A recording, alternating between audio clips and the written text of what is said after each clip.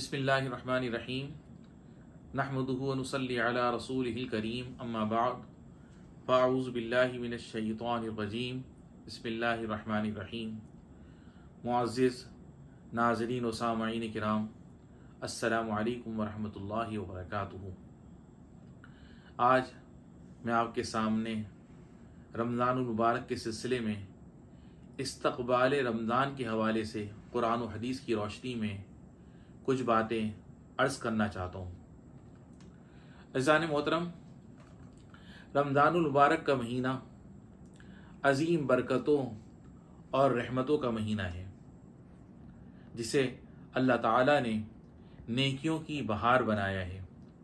اس کی فضیلت قرآن و حدیث میں واضح طور پر بیان کی گئی ہے۔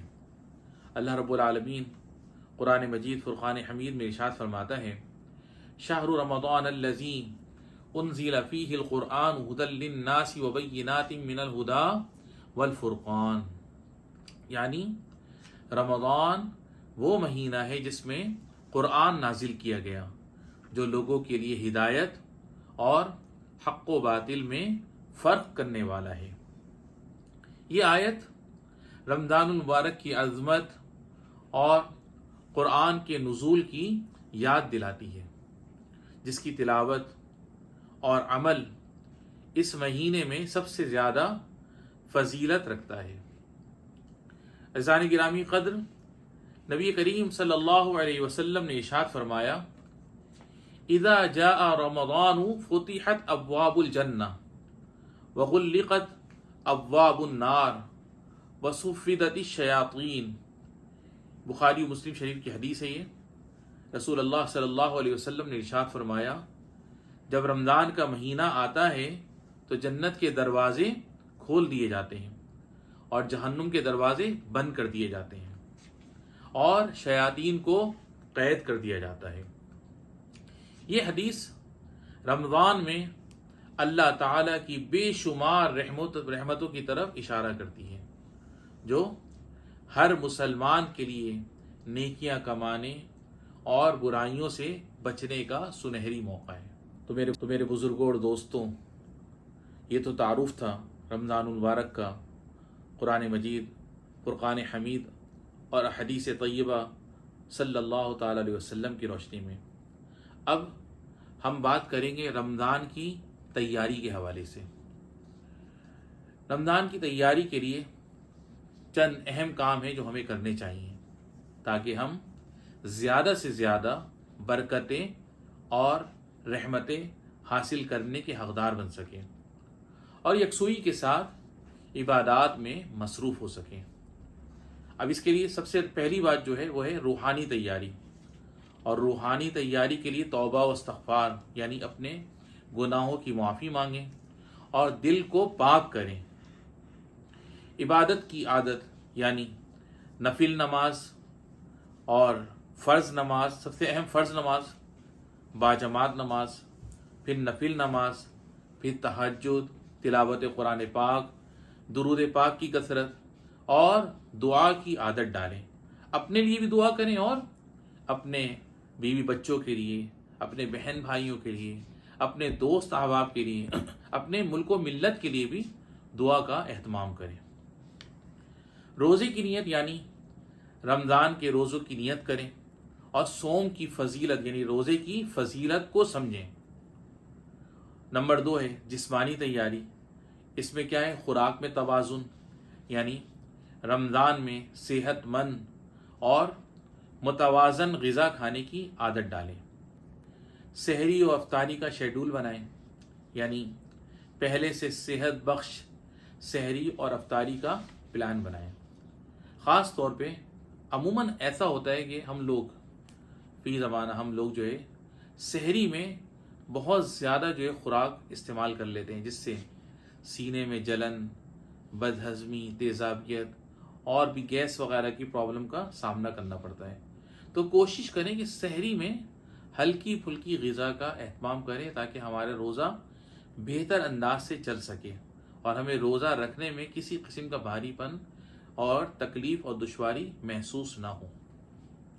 اور افطار میں بھی اسی طرح ہم اچھی اور معیاری افطار کا اہتمام کریں، تلی ہوئی چیزوں سے اور ٹھنڈی چیزوں سے ہم اپنے آپ کو بچائیں تاکہ ہمارا گلا خراب نہ ہو اور ہماری عبادت میں اور روزہ رکھنے میں کسی قسم کا خلل نہ پڑ سکے۔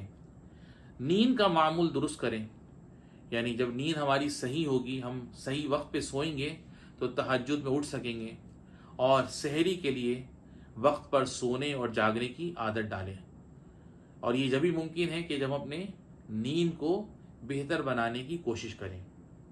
نمبر 3، دینی اور علمی تیاری، یعنی قرآن سے تعلق کو مضبوط کریں۔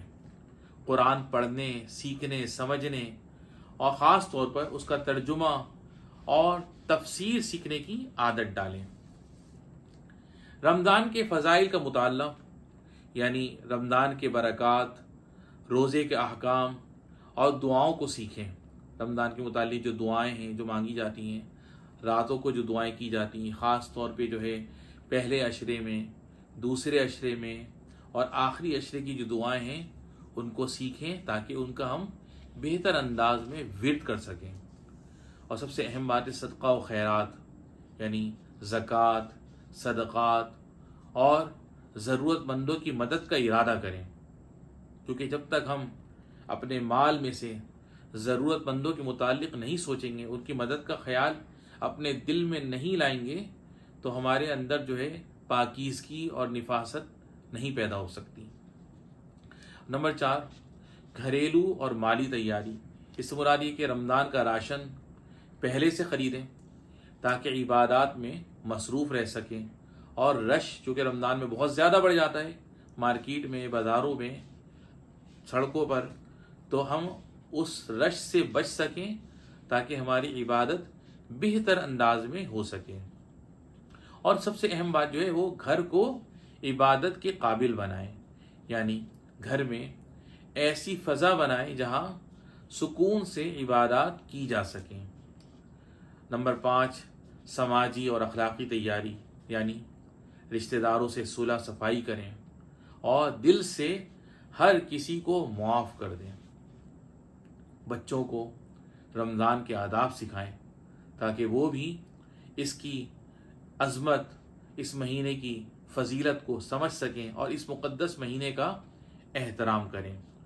فالتو مشاغل اور فضول گفتگو سے اپنے آپ کو بچائیں، یعنی اس سے جتنا ہو سکے اپنے آپ کو محفوظ کریں تاکہ آپ کے وقت کا صحیح استعمال ہو سکے۔ عزیزان محترم، میں نے اپنی فہم کے مطابق یہ چند ضروری باتیں آپ کے سامنے ڈسکس کی ہیں، شیئر کی ہیں، اور میں خود بھی چاہوں گا کہ میں اس پر عمل کروں، اور میں آپ سے بھی یہی امید رکھتا ہوں کہ آپ لوگ بھی یقیناً اس پر عمل کریں گے۔